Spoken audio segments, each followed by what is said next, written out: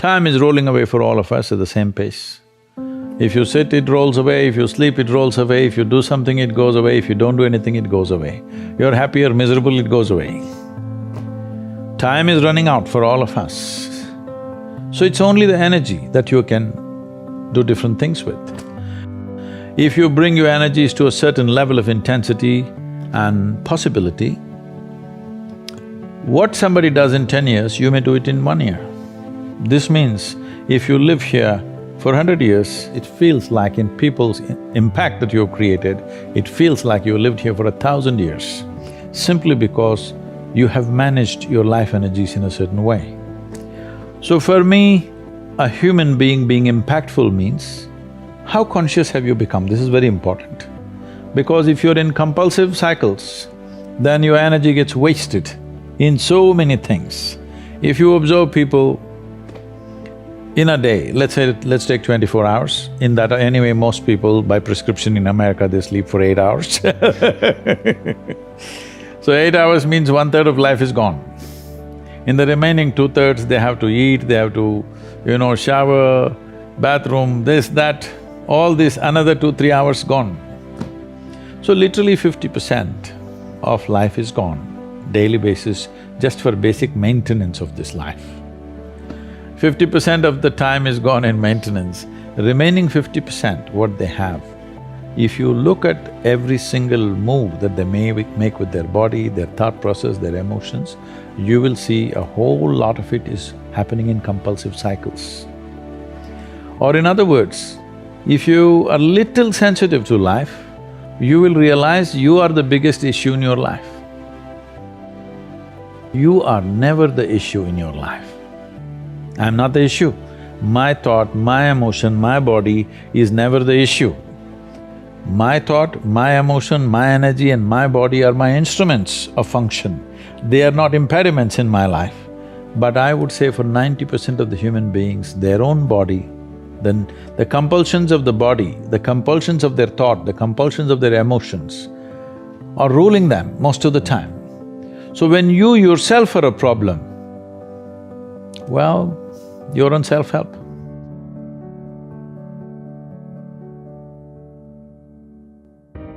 Your joy and misery comes from within you. Right now, you can look at everything joyfully. What is a problem, try to find a solution to it. Or you can look at everything with great sense of misery and you become part of the problem. This is a choice you have. Either you become part of the solution or part of the problem. If you are joyful, you will become part of the solution. If you are miserable, you're also part of the problem, isn't it? And you could also become the source of problem for somebody But see, all this is happening because people are not conscious that they're mortal. They think other people die. They don't know consciously that I will die.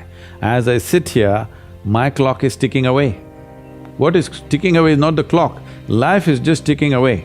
As you sat here, both of us are 30 minutes closer to our grave, yes? If you're conscious of this, you would manage your life in the best possible way. See, the problem with every generation is the previous generation thinks the next generation is all confused. It's not true, right? It's not true. It is just that the older generation is not able to come to terms with the new possibilities that the next generation is exhibiting. But one concern is physically, mentally, the next generation, the generation that's coming up now, seems to be much weaker than the previous generations, especially physical strength I'm saying, because I'm not talking about you being a muscle man or something, but this is weakening of the species, which is dangerous over a period of time. Maybe after some time only 2 thumbs will be living because the only thing they do is text. They may be having big thumbs, but nothing else growing in them.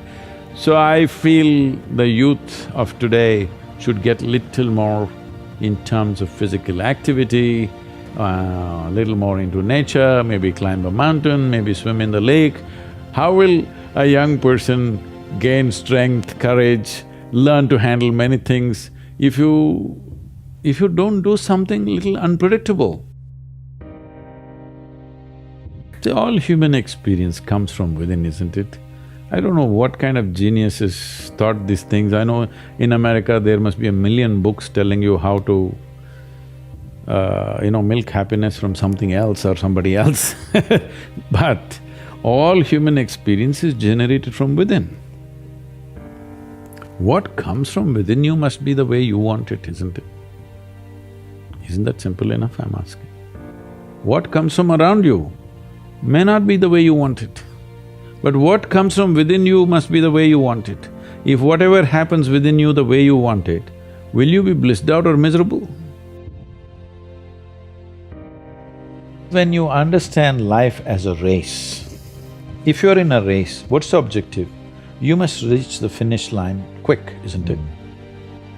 What is the finish line of your life? Death. There you have it. This may not be a conscious process, but life within you is understanding it like that. Whether you are conscious of it or not, any human being. Right now, if you make yourself miserable, you must understand you are sending a message to every cell in the body that I don't want to live. You might not have articulated it in your head yet, but when you become miserable, you notice suddenly your body seems heavy and it's like, doesn't want to get up from this chair. When you're happy, you're willing to bounce at everything and do everything, bend backwards if necessary. Why this is happening is the message has gone to every cell in the body, this guy wants to die. They're all thinking, okay, what can we do to help him? But by then, of course, you'll recover. So you want to die, you want to live, you want to die, you want to live. The body is getting confused because you must understand this is a very intelligent body. It's taking instructions from you. Every cell in the body has an enormous sense of memory and intelligence. If you keep sending wrong messages, if they act, you're dead. Because you're sending contradictory messages, you're not dead, you're half dead. You can give it any number of exotic names. Essentially, you have turned your intelligence against yourself. See, you just see, you look at your own picture when you were 5 years of age, it's like this. Slowly it's becoming like this. What is it? You're dying in installments. The more conclusions you make, the less alive you become. This is all that's happened to people. They call this knowledge. This is not knowledge. This is just conclusions that you're drawing about everything. See, with all this scientific exploration, the fact is that even today, we do not know one single atom in its entirety. We know how to use them. We know how to use everything on this planet, but we don't know anything about anything. Over 90% or 99% of an atom is empty. We don't know what that emptiness contains. Over 99% of the cosmos is empty. We don't know what that is. So, this is like I give you a 1,000,000-piece jigsaw, but you found in your hands, you have only 3 of them. With these 3, you make a picture and you're euphoric that you made a picture. Well, I'm sorry, there are 1,000,000 pieces to this.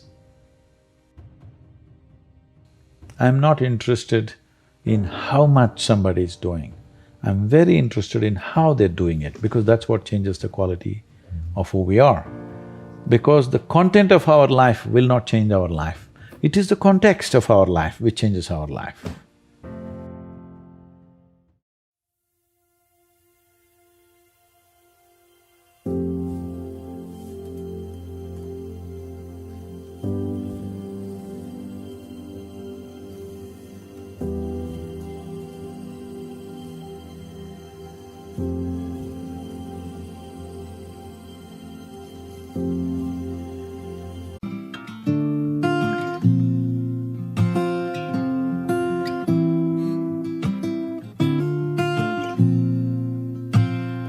I hear a lot about sinners.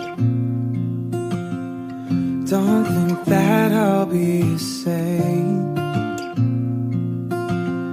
but I might go down to the river 'cause